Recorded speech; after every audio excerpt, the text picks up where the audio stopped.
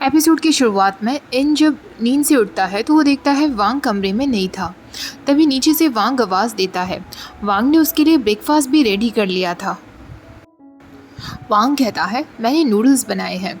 अक्सर जब भी मैं हॉस्टल में था तो नूडल्स ही बनाया करता था। हमें जो भी किचन में मिलता था वो सारी वेजिटेबल्स ले आते थे और नूडल्स बना देते थे। वैसा ही मैंने आज किया है। मुझे जो भी कुछ आपकी फ्रिज में मिला मैंने सब कुछ इसमें डाल दिया है। आई नो आपको ये बहुत टेस्टी लगने वाला है। इन कहता है, ये सच में काफ़ी टेस्टी बना है। वांग कहता है, कभी कभी आपको इस तरीके की सिंपल डिशेस भी खानी चाहिए। मेरा तो कहना है जिसने भी इंस्टेंट नूडल्स बनाए हैं ना, उसे तो नोबेल प्राइज़ मिलना चाहिए। अब इन उससे पूछता है, वैसे तुम सुबह से कहाँ गायब थे? वांग कहता है, मैं एक जगह ढूंढ रहा था जिससे मैं ऑनलाइन जा सकूं। मुझे कुछ न्यूज़ रीड करनी थी। तो इन कहता है, उसके लिए तो तुम टीवी भी यूज़ कर सकते थे। वांग कहता है, टीवी में सब कुछ रबिश दिखाते हैं। उनमें कभी भी तुम्हें कुछ ढंग की बात नहीं मिलेगी। मैं टीवी में न्यूज़ कभी नहीं देखता। इन कहता है, अगर मैं तुमसे कहूँ कि मैं न्यूज़ नहीं देखता तो तुम मुझे गलत तो नहीं समझोगे? तो वांग कहता है, नहीं, पर आपको देखना चाहिए। इसका मतलब आप एक जागरूक सिटीजन नहीं हो। इन कहता है, ये क्या होता है? क्या तुम मुझे इसके बारे में थोड़ा सा एक्सप्लेन करोगे? वांग कहता है, मुझे नहीं लगता कि हमें अपनी गवर्नमेंट को बिल्कुल उसी तरह सपोर्ट करना चाहिए जैसे हम अपनी किसी फेवरेट फुटबॉल टीम को सपोर्ट करते हैं। हमें उन पर नज़र रखनी चाहिए और देखना चाहिए कि वो हमारी दी हुई मनी को किस तरह स्पेंड कर रहे हैं। तभी हम एक जागरूक सिटीज़न कहलाए जाएंगे। क्योंकि हर एक जगह पॉलिटिक्स है। इस बात पर इन कहता है, ये तो तुमने सही कहा, हर एक जगह पॉलिटिक्स है। पर पॉलिटिक्स कहाँ नहीं है? तुम्हारे घर के आसपास, तुम्हारी जॉब में, तुम्हारी स्टडीज़ में भी पॉलिटिक्स तुम्हें कहीं ना कहीं मिल जाएगी। और तो और फैमिली में भी पॉलिटिक्स है। इस बात पर वांग कहता है, ये तो आपने सही कहा, फैमिली में भी पॉलिटिक्स होती है। इन कहता है, लगता है तुम अपने एक्सपीरियंस से कह रहे हो, पर अगर तुम्हारी फैमिली में पॉलिटिक्स है तो उसकी गवर्नमेंट तुम्हारी मॉम है। वांग कहता है, हाँ, और मैं उनके अपोजिशन में हूँ। तो इन कहता है, अच्छा फिर मुझे तुम कौन सा रोल देना चाहोगे? वांग कहता है, अब बस सेनेट पॉलिटिक्स में मत निकलना। इस बात पर दोनों हंसने लगते हैं। अब वांग पूछता है, क्या आपको लगता है प्यार में भी पॉलिटिक्स है? तो इन कहता है, हाँ, प्यार में भी पॉलिटिक्स होती है। वांग कहता है, पर ऐसा कैसे हो सकता है? प्यार केवल दो लोगों के बीच होता है। तो इन कहता है, हाँ, लेकिन प्रैक्टिकली देखा जाए तो उन दो लोगों के इस प्यार में काफ़ी सारे लोग इन्वॉल्व होते हैं। वांग कहता है, अगर प्यार में दो से ज़्यादा लोग इन्वॉल्व हैं तो वो सच्चा प्यार नहीं है। इन कहता है, क्या तुम ऐसा सोचते हो? चलो चॉपस्टिक्स का एग्जाम्पल लेते हैं। मानते हैं कि चॉपस्टिक कपल हैं। अगर मैं इन्हें इस तरह पकड़ूं तो तुम्हें क्या दिखाई देता है? वांग कहता है, मुझे दो स्ट्रेट लाइंस दिखाई दे रही हैं जिनका साइज, शेप अलग है और कलर भी अलग है।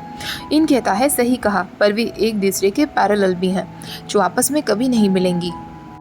वांग कहता है, पर अगर हम इन्हें इस तरह पकड़ें तो ये एक दूसरे से कभी अलग ही नहीं होंगी और हम इनसे काफ़ी सारे टेस्ट का मज़ा भी ले सकते हैं। आप कुछ ठीक से खा क्यों नहीं रहे हैं? क्या आपको खाना अच्छा नहीं लगा? इन कहता है, मुझे बहुत अच्छा लगा और मुझे डर है कि कहीं मुझे इसकी आदत न हो जाए। वांग कहता है, अगर ऐसा है तो क्या आप चाहेंगे कि मैं डेली आपके लिए ये बनाया करूं? दूसरी तरफ हमें वांग की माँ दिखाई जाती है जो अवार्ड फंक्शन में बैठी थी। आखिरकार मोल को ये अवार्ड मिल जाता है और उसकी स्पीच शुरू होती है। मोल कहती है वो काफ़ी सालों से इस इंडस्ट्री में है पर ये पहली बार है जो उसे अवार्ड मिला है। वो अपने फैंस का शुक्रिया अदा करती है। दूसरी तरफ टीवी पर वांग और इन उसे देख रहे थे। वांग को उसकी सारी वो स्पीच रटी हुई थी जो भी मोल कह रही थी। इन कहता है, तुम्हें तो उसकी सारी लाइन्स याद हैं? तो वांग कहता है, क्योंकि घर पे वो ऑल द टाइम प्रैक्टिस जो करती रहती थी। अब वांग वहाँ से उठकर बाहर चला जाता है और इनसे कहता है, मुझे ज़रा ताज़ी हवा खानी है। वो बाहर चला जाता है। उसके बाद जब वो वापस इनके पास आता है तो उससे कहता है, मुझे आपसे डैड के बारे में और भी बहुत कुछ जानना है। इन उससे कहता है, मेरे साथ बैठो। इन उसे बताता है, तुम्हारे डैड और मॉम साथ में ग्रेजुएट हुए थे। मैं उनसे 1 साल पीछे था। ग्रेजुएशन पार्टी में रोजलिन वहाँ आई थी उन दोनों को कॉन्ग्रेचुलेशंस विश करने के लिए, पर उसकी तबीयत ख़राब हो गई थी जिस वजह से उसे मेरे रूम में रुकना पड़ा था। उस दिन तुम्हारे डैड ग्रेजुएशन पार्टी में बहुत खुश थे और पहली बार मैंने उन्हें ड्रिंक करते हुए देखा था। वो ग्रेजुएशन पार्टी कम बल्कि तुम्हारे मॉम और डैड की वेडिंग पार्टी लग रही थी। उन दोनों का वो स्पेशल डे था। सब कह रहे थे कि वो दोनों एक दूसरे के लिए ही बने हैं। जब बहुत ज़्यादा रात हो गई थी तो मैंने उससे कहा कि अब मुझे चलना चाहिए, तो तुम्हारे डैड ने कहा नहीं, आज उसका स्पेशल डे है तो मुझे वहाँ रुकना होगा। फिर मैंने उससे कहा कि मुझे रोजलिन से जाकर मिलना है और देखना है कि उसकी तबीयत ठीक है या नहीं। मैंने जाते जाते उससे कहा कि मुझे बस उसकी खुशियाँ चाहिए, चाहे वो उसके करियर में हो या उसकी लव लाइफ में, मैं बस उसे खुश देखना चाहता हूँ। उसके बाद तुम्हारे मॉम डैड ने शादी कर ली थी। रोजलिन के साथ मेरा ब्रेकअप हो गया था, जिस वजह से तुम्हारी मॉम को रोजलिन के बारे में कभी पता नहीं चल पाया। वांग कहता है उनकी वेडिंग के बाद क्या हुआ था, प्लीज़ मुझे सब बताइए। तो इन कहता है मोल प्रेग्नेंट हुई थी। उस वक्त तुम्हारे फादर बहुत खुश थे। तुम्हारे फादर ने मुझे बताया कि मैं अंकल बनने वाला हूँ, वो फादर बनने वाले हैं। उन्होंने तुम्हारा नाम भी सोच लिया था। वो तुम्हारे पैदा होने से पहले से ही तुमसे बहुत प्यार करते थे वांग। वांग कहता है फिर मेरे मॉम और डैड के बीच ऐसा क्या हुआ था, वो दोनों कभी खुश क्यों नहीं रहे साथ में। इन कहता है तुमने जब जन्म लिया तुम हमारे फेवरेट बॉय बन गए थे। तुम मेरी बेस्ट फ्रेंड और मेरे बिग ब्रदर के फ्रूट थे।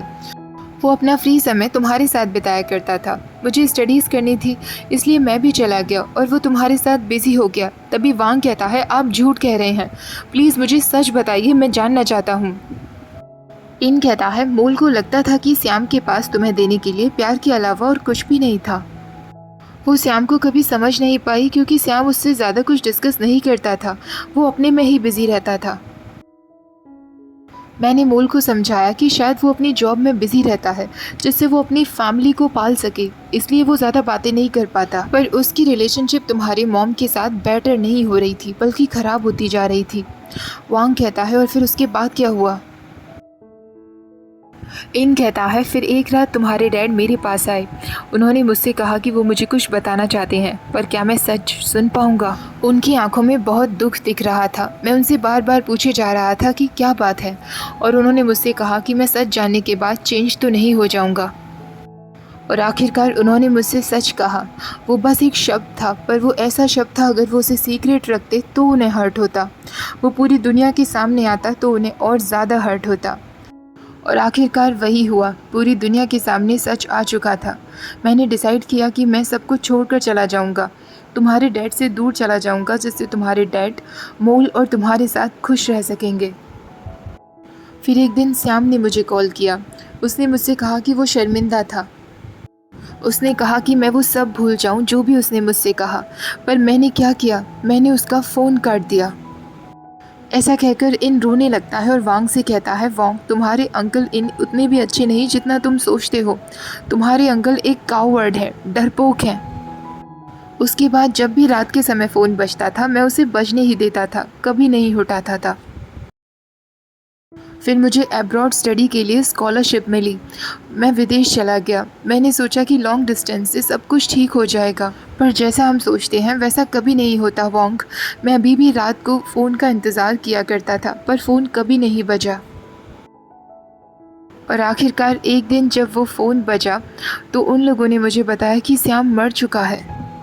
मेरा वो दोस्त जिसने हमेशा मेरे साथ निभाने का वादा किया था वो मुझे छोड़कर जा चुका था, पर वो तो हमेशा मेरे साथ था। मैं ही था जो उसे छोड़कर चला गया था। मैं एक कावर्ड हूँ वांग, ये सब कुछ मेरी ही गलती थी।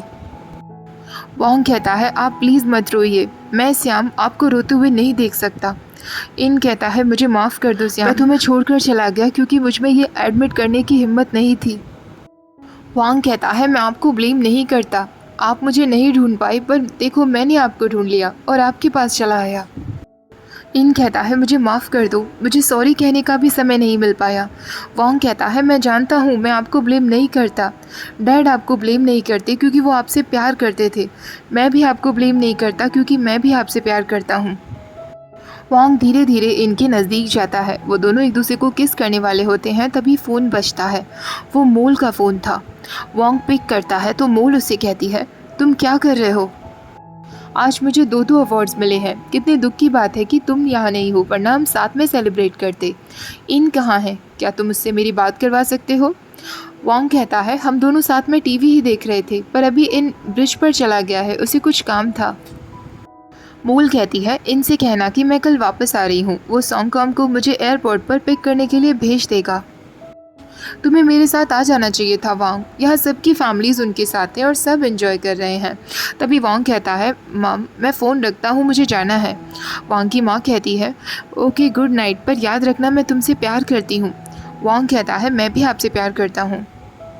अब वांग फिर से इन के नज़दीक जाता है, उसे किस करने वाला होता है, तभी इन उसे रोक देता है और उससे कहता है मैं कुछ समय के लिए अकेला रहना चाहता हूँ।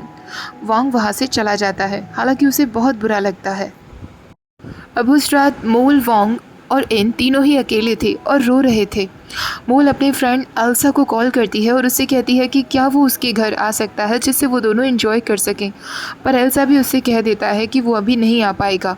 मोल भी रोने लगती है। वांग रात भर अकेला बैठा रहता है। अगली सुबह जब उसकी होती है तो वो इन के साथ बेड में था। इन जागा हुआ था। वांग उससे पूछता है आपकी आंखें कब खुली। इन उसे कोई जवाब नहीं देता। वो दोनों बाहर आ जाते हैं पर इन बात नहीं कर रहा था। वांग उससे कहता है क्या आप प्लीज़ मुझसे बात करेंगे। आपके साथ मैंने जितना भी समय बिताया वो मेरी पूरी ज़िंदगी का बहुत खूबसूरत समय था। मैंने यहाँ आपके साथ बहुत एंजॉय किया और मैं आपके साथ ही रहना चाहता हूँ, पर अगर आप अकेले ही अपनी ज़िंदगी बिताना चाहते हैं तो मैं आपको बॉदर नहीं करूँगा। ऐसा कहकर वांग उठकर जाने लगता है, तभी इन उसका हाथ पकड़ लेता है। वांग वहीं बैठ जाता है और यहीं पर हमारा ये एपिसोड ख़त्म हो जाता है। नेक्स्ट एपिसोड भी रिलीज़ होते ही मैं शेयर करूँगी। वीडियो अच्छी लगी हो तो प्लीज़ वीडियो को लाइक शेयर, चैनल को सब्सक्राइब करना मत भूलिएगा। Thank you for watching. Bye bye.